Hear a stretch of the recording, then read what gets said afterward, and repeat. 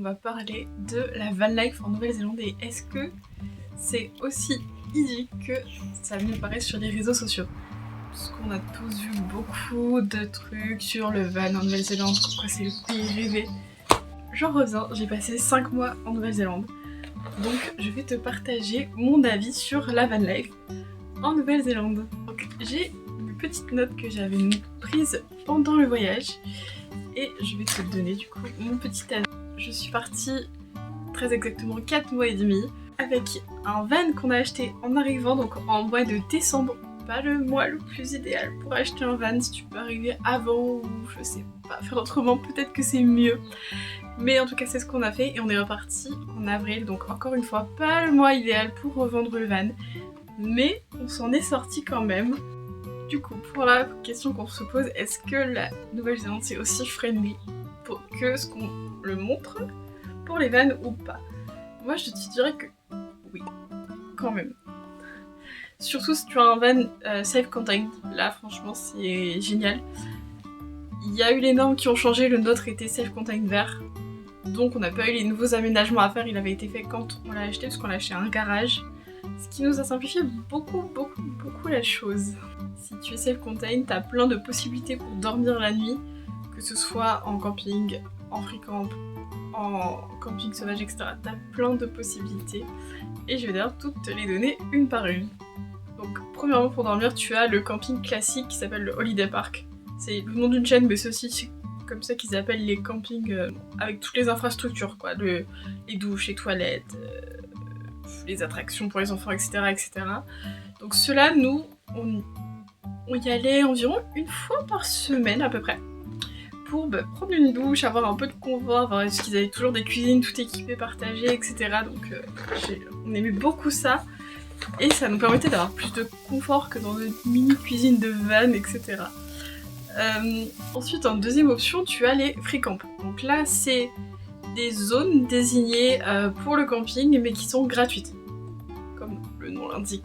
En général, tu as des toilettes, parfois un accès à l'eau, mais pas toujours. Ou s'il y a de l'eau, elle n'est pas forcément potable. Ça peut être une zone en herbe, mais souvent c'est un peu des parkings qui sont pas tout aussi bien, mais franchement il y en a qui étaient hyper cool, genre des free camp en bord de mer, coucher de soleil, etc. Franchement on a eu quelques pépites dans les free camps. Après, une autre option, c'est les campings du DOC. Donc le DOC, c'est le Department of Conservation, qui est l'équivalent du ministère de l'Environnement chez nous à peu près, et qui gère un certain nombre de campings, qui sont entre 10 et 20 € la nuit par personne, avec plus ou moins d'infrastructures.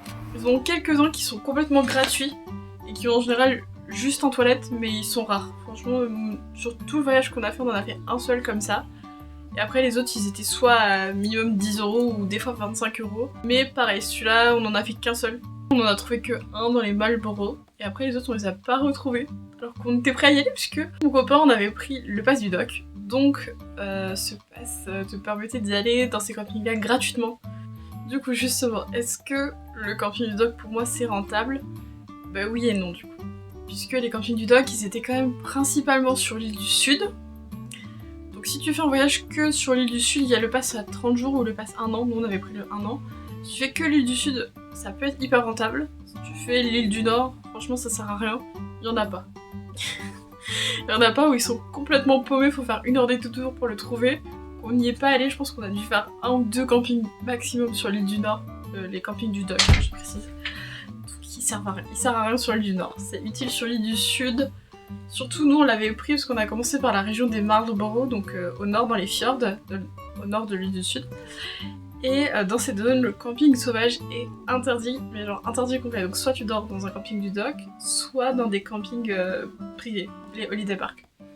Donc du coup nous on avait pris le pass pour économiser sur les Holiday Park, puisqu'une fois que t'as payé le pass, mais t'as plus rien à payer. Et le pass ça équivaut à, on avait compté 19 nuits à 10 €. Nous on l'a rentabilisé donc ça c'est pas un problème, mais on aurait peut-être pu éviter de payer tout ça et peut-être juste payer nos campings dans la région des Marlborough et après faire des campings gratuits à d'autres endroits. Je sais pas trop. Donc maintenant on va passer au point négatif puisque bien que j'ai adoré la van life en Nouvelle-Zélande, il y a quelques points qui ont compliquer l'expérience, on va dire. Premièrement, je dirais que en point négatif, il y a certaines zones où c'est très compliqué.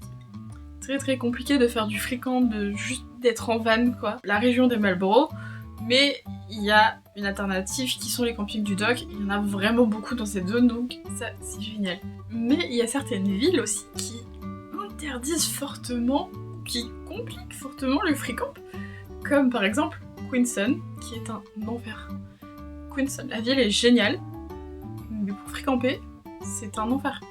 Le premier free camp, il a plus de 20 minutes en haut d'une montagne. Alors, la vue, c'était cool, c'était très beau, mais c'est pas pratique du tout. Et après, les campings du dock, il y en a à plus de 20 minutes encore.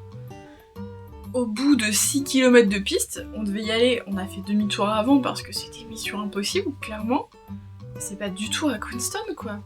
Queenstown, c'est impossible de free camper ou de dormir quoi que ce soit, sauf si tu payes des campings hyper chers. Et d'autres petites zones qui sont des zones touristiques avec beaucoup de campings privés qui font du business et c'est plutôt normal que du coup ils bloquent un peu le free camp. Mais du moment qu'il y a des options pas trop loin, ça va, mais à Queenstown c'était vraiment galère. On n'a pas voulu se risquer à ne pas trop respecter, à déborder un peu d'une zone où c'est pas trop autorisé, puisque à Wellington on s'était pris une amende. Voilà, donc il faut savoir que si tu as un free camp qui inclut, on va dire, 6 places de parking, et que tu te gares la place d'à côté parce qu'il n'y a plus de place, que tu es au début de ton voyage, je pense qu'on était dans notre deuxième semaine de voyage, que tu es encore tout innocent, et bien sache que tu vas te prendre une amende. Voilà, 200 $. Je crois que maintenant, plus elles ont augmenté. Il y a plein d'endroits, ça disait 400 $ l'amende. Pardon, 400 $. Pour juste se garer au mauvais endroit. C'est super cher. Donc faut faire gaffe quand même à respecter les zones de free camp. Essaye pas de te garer à côté, c'est plus risqué qu'autre chose. Au pire, va plus loin dans la nature, là où il n'y a pas de free camp, où il n'y a rien d'écrit d'interdit, et tu risques moins de te prendre une amende. Voilà. En conclusion, je dirais que il est quand même assez facile de faire de la van life en Nouvelle-Zélande, même s'il y a quelques restrictions qui sont parfois un peu galères. Mais franchement, globalement ça va. On a passé 10 jours à Auckland en freedom camping. Enfin, sans rien payer à 10 jours dans Auckland, genre qui est quand même la plus grosse ville du pays. Et tu peux dormir, en fait globalement dans les rues d'Auckland, tu peux dormir partout donc. Du moment que c'est pas interdit, c'est autorisé, du coup c'était hyper facile, c'était génial. Ça nous a remis quand même sur un bon mood sur le freedom camping en Nouvelle-Zélande parce qu'on a eu quelques périodes de galère sur l'île du Nord. Donc ça a fait plaisir d'avoir une ville facile à la fin. Mais globalement, à l'échelle du pays, c'est assez facile. Il y a pas mal d'infrastructures, les toilettes, il y en a partout. De l'eau, on n'a jamais payé pour remplir notre eau. Parce que soit on la remplissait dans les campings, mais sinon il y a des sources d'eau partout avec l'appli Campermate.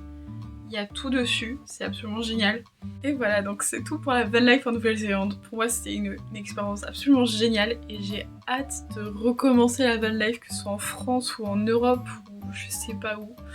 Mais j'ai très envie de reprendre et peut-être que ça va arriver bientôt, je ne sais pas.